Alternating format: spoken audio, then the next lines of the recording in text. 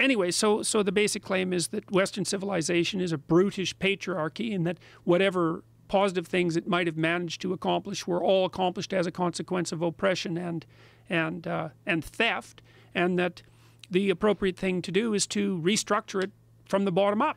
Heterosexuality, that's a tyranny. Capitalism, that's a tyranny. Democracy, well, that doesn't even exist, and even if it did, it would be a tyranny. Everything's a tyranny.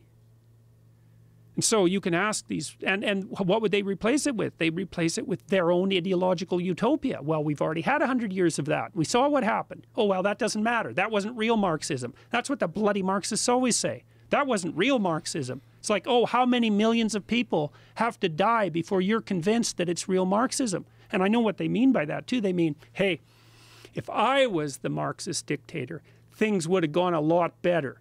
It's like, you should think again, sunshine. If you were the Marxist dictator, things wouldn't have gone a lot better. So, and if you're the sort of person that thinks that if you would have been in control, things would have gone a lot better, then you're exactly the sort of person who should never be in control. So, and it's resentment.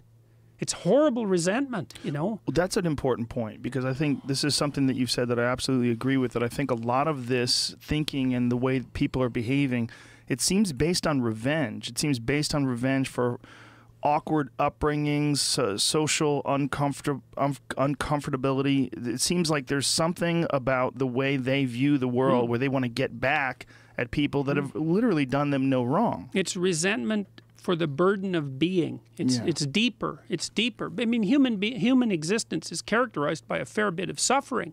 You know, we're limited creatures, and life is very hard. Everyone dies. Everyone you love is going to die. Most of the things you do, all of the things you do, will eventually fail. You know, suffering is a certainty, and it's very easy for people to become resentful about being, about existence. You know, these kids who shoot up high schools and these mass shooters, they're the perfect examples of people who run on nothing but resentment. They're out to kill the innocent because that's the best marker of, that's the best way of showing just how much contempt they have for existence itself. Why punish the guilty? They deserve to be punished. It's a lot more malevolent and vengeful to punish the innocent. It's like people are motivated to a great degree by resentment of being. And a huge chunk of that is manifested in, that's the dark side of ideological possession. So I get to decide who my enemies are, and then I get to go after them, and I can go after them for every single thing that's ever been done to me that isn't good. And well, a lot of that's just built into the structure of existence. Then they group up. They exhibit confirmation bias. They all form some sort of a groupthink, and then they act accordingly. And this is what you've been warning against, and this is where I completely agree with you, and this is why I think the subject is so important, and I love the way you've outlined all the steps and the problems with Marxism and ideologies in general, that we are dealing with this. These are the beginning steps of it, and people who look at it now and they say it's social change, it's social justice. It's not. It's not. It's not. That's right. It's not. And this is not going to improve things. Implementing these policies will make things worse. They've made things worse every single place they've ever been implemented. And often they've made things so much worse that you actually can't imagine it. And people don't do the reading. I've done the reading. I've done the reading. I know how bad things can get. They can get so bad that no matter how bad you think they are, you're not even in the bloody ballpark. Well, it's just so strange that these sort of courses and these sort of ideologies are thriving in universities.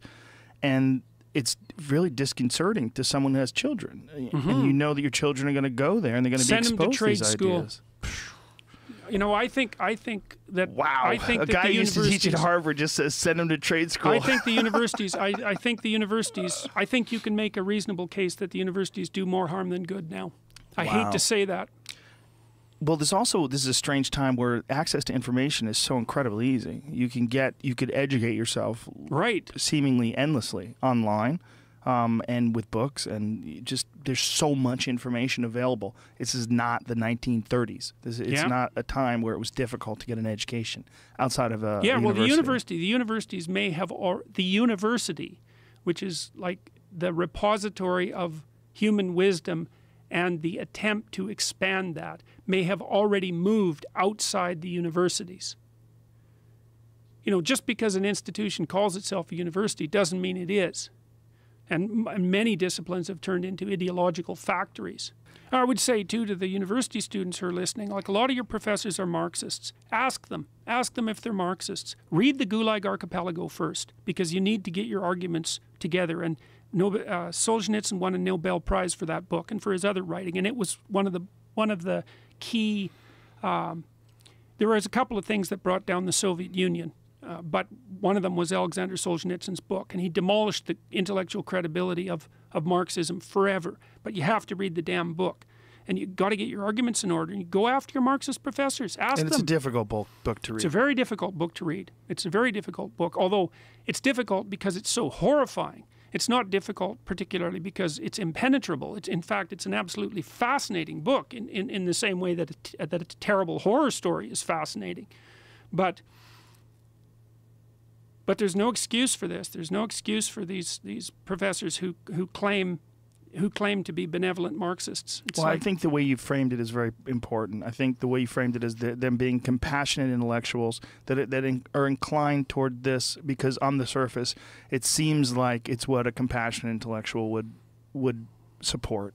Yeah, and it's the unthinking adherence to compassion as the highest moral virtue.